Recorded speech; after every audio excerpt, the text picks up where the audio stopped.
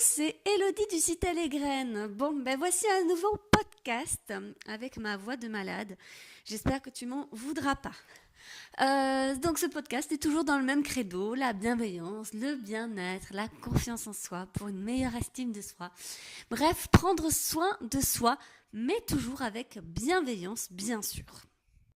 J'avais donc envie aujourd'hui de te partager la réflexion suivante qui revient souvent et avec qui j'ai pu échanger d'ailleurs avec beaucoup de personnes suite notamment à ma vidéo sur les réseaux sociaux, sur Instagram. C'est cette tendance à la comparaison que nous avons tous, qui est innée, qui est plutôt naturelle en fait, puisque n'oublions pas que de base, tout simplement, le bébé, le nourrisson, le bambin, l'enfant, et ainsi de suite, même adolescent et même à l'âge adulte encore, nous ne cessons jamais de nous comparer. Pour prendre exemple au départ, hein, il faut bien le dire. On le dit d'ailleurs sans cesse dans l'éducation, dans la parentalité, que nous sommes l'exemple de nos enfants. Et il n'y a qu'à voir en pratique qu'effectivement, nos bébés, nos bambins, nos enfants et que sais-je encore, bref, prennent exemple sur nous et ce quotidiennement. Donc en fait, en soi, c'est pas mauvais.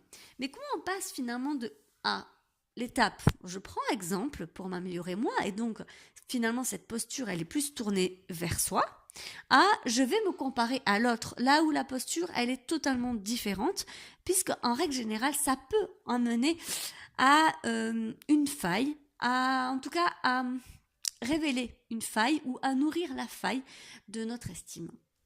Et là, ça pose un problème parce que du coup, forcément, ça coince avec le bien-être personnel. Eh bien, l'une des raisons à cette comparaison, c'est qu'on a trop tendance à regarder ce que l'on n'a pas, plutôt à regarder ce que l'on a, tout simplement. Bon alors tu vas me dire, c'est assez enclin à tout le monde, et notamment dans cette société de surconsommation. Cette société où, effectivement, il existe un grand paradoxe. Le paradoxe, c'est quoi ? Eh bien, c'est parce que on veut nous faire croire qu'il faudrait posséder toujours plus pour être heureux, et donc notamment via les publicités, mais qu'importe, en gros on nous révèle qu'effectivement sans ce produit ou sans cette qualité, sans cette compétence, sans effectivement quelque chose en plus, on n'arrivera pas à être comblé. Et paradoxalement, on nous demande de nous aimer tel qu'on est, de nous assumer tel qu'on est avec toute notre singularité. Alors, on ne sait plus trop quoi faire, effectivement, entre le conformisme et la singularité, notre cœur balance et finalement, ça crée certains états d'âme, certaines comparaisons difficiles et c'est un petit peu douloureux au quotidien. Alors oui, comment s'aimer finalement tel qu'on est, alors qu'en réalité, on se rend compte que tout en se comparant aux autres, il nous manque toujours quelque chose. Parce que bien évidemment, que les autres ont toujours quelque chose que l'on n'a pas soi-même. Mais comme nous, chaque personne a quelque chose, possède quelque chose ou a une compétence, une qualité, que sais-je encore, que les autres n'ont pas en fait. Et c'est la beauté finalement de vivre en société, de vivre en collectivité, c'est qu'on peut tous s'apporter des choses, on peut tous échanger sur plein de domaines, on peut tous s'entraider, on peut être tous solidaires, mais non, au lieu de ça, on se compare négativement et on se jalouse et on peut s'envier. Et ce sont vraiment des émotions négatives qui nous parasitent au quotidien. Alors tu vas me dire, oui bon, d'accord, le constat est imposé, c'est un peu déprimant. Alors comment faire ? Eh bien, je vais te proposer, en tout cas, 3 idées que j'ai pu travailler dans ma pratique professionnelle. Si tu en as d'autres, n'hésite pas, bien sûr, à les mettre en commentaire. Ça peut aider et ça peut être, par bienveillance, par solidarité, tout simplement encourager, accompagner d'autres personnes dans leur réflexion. Donc la première idée qui me vient, c'est effectivement lâcher prise sur l'idée de perfection. Je reviendrai juste pour quelques secondes sur cette expression de lâcher prise, parce que c'est vrai que c'est toujours un peu délicat. Il y en a qui vont préférer dire laisser faire. Alors ça dépend effectivement comment on imagine les choses, mais j'ai trouvé cette idée intéressante parce que dans lâcher prise, il y a le mot prise et il y a donc l'idée de accrocher quelque chose et donc on ne peut pas lâcher prise si on a l'idée encore qu'il faut s'accrocher. Donc d'autres personnes vont préférer dire plutôt laisser faire, voilà, être plus cool, tranquille, zen, enfin voilà. Donc quand on dit lâcher prise, si vous voyez que vous n'arrivez pas à lâcher prise, eh bien peut-être que c'est parce que le terme ne vous correspond pas. Essayez avec laisser faire, ou un autre terme d'ailleurs, qui vous vient peut-être plus spontanément que ceux qui me viennent là de suite, et vous verrez que peut-être ça changera par effet de programmation neurolinguistique, je vous en parle souvent, eh bien ça va changer une autre vision de faire ou de pas faire, et ça va peut-être vous aider. Donc je disais, lâcher prise sur la perfection, bien évidemment, cet idéal qu'il faudrait atteindre. Mais qui a dit qu'il faudrait atteindre cet idéal? C'est vous, c'est la société? Est-ce que c'est votre surmoi par rapport à votre enfance? Est-ce que, voilà, c'est par rapport à votre éducation, par rapport à certains principes moraux? Est-ce que ça vous rend vraiment heureux? Je pose vraiment la question parce que c'est vrai qu'au jour d'aujourd'hui, quand on se confronte à cette idée de perfection, on se dit que si on n'est pas parfait, on est donc imparfait. Donc tout est noir, tout est blanc. C'est assez déprimant. J'avais d'ailleurs fait une vidéo sur la thématique marre des parents parfaits et être imparfaitement parfait. Je te mettrai le lien sous ce podcast en barre d'infos. Mais effectivement, il faut vraiment repenser en fait l'idée même de la perfection, parce que déjà elle est totalement subjective.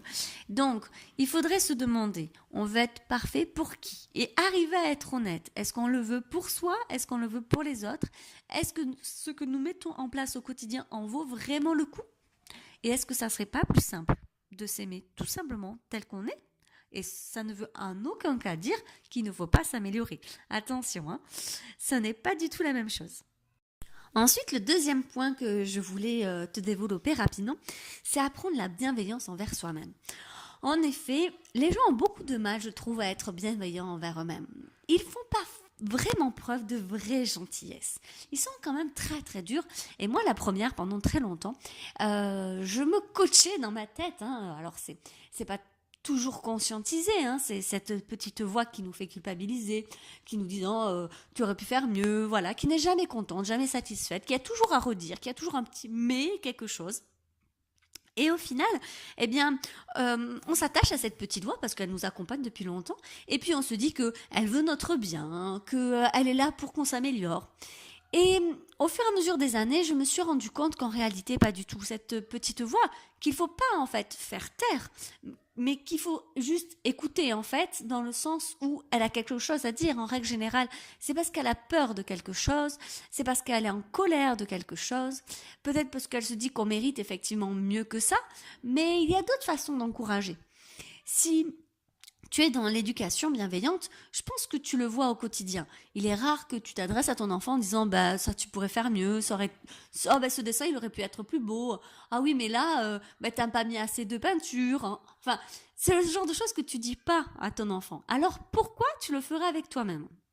Et ça, je pense qu'il faut vraiment le déconstruire et se faire confiance. On peut très bien s'encourager au quotidien avec bienveillance. Et ça va beaucoup, beaucoup aider à lâcher prise et ça va beaucoup aider aussi à arrêter de se comparer parce qu'on va apprendre à s'aimer pour ce que l'on est. Et enfin, la troisième chose et le troisième point qui n'est pas des moindres et qui, je pense, est très très très important, surtout justement dans cette société de consommation et de surconsommation, c'est la gratitude. J'en avais parlé lors de mon calendrier de l'Avent que j'avais mis au mois de décembre, la petite minute bonheur, j'avais fait minute bonheur de gratitude où j'expliquais qu'effectivement c'était très puissant la gratitude. Ressentir effectivement beaucoup d'amour, remercier. Alors après, remercier qui, ça dépend effectivement de chacun. Il y en a qui vont remercier la vie, d'autres qui vont remercier Dieu, d'autres qui vont remercier leurs proches ou eux-mêmes, pourquoi pas, pour ce qu'ils ont, exactement.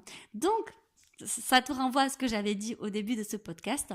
Finalement, regardez ce que l'on a et pas ce que l'on n'a pas ou pas encore. Et vraiment être reconnaissant de ça. se dire qu'on a de la chance pour ça. Et juste ça. Et ne pas écouter la petite voix qui va arriver et dire « oui, mais quand même ». Non, non, dire « ok, peut-être, mais là, juste là maintenant, j'ai envie de dire merci ». Et c'est vrai que juste ça, en règle générale, ça nous remplit de joie. Et ça nous permet de moins nous comparer et donc de ne pas ressentir toutes ces émotions négatives dont je te parlais, comme la jalousie ou l'envie. Voilà. Je te laisse élaborer une réflexion, une réflexion qui t'appartient, en lien avec ce podcast. N'hésite pas à me la partager, ça me fera toujours plaisir dans les commentaires, ou tu peux m'envoyer un mail personnel à elodie.alexia@legraine.com. Ça me fait toujours plaisir d'échanger avec vous. Ça nourrit également ma réflexion, bien entendu. Voilà. Sur ce, écoute, je te souhaite une très très très jolie journée avec toute ma bienveillance.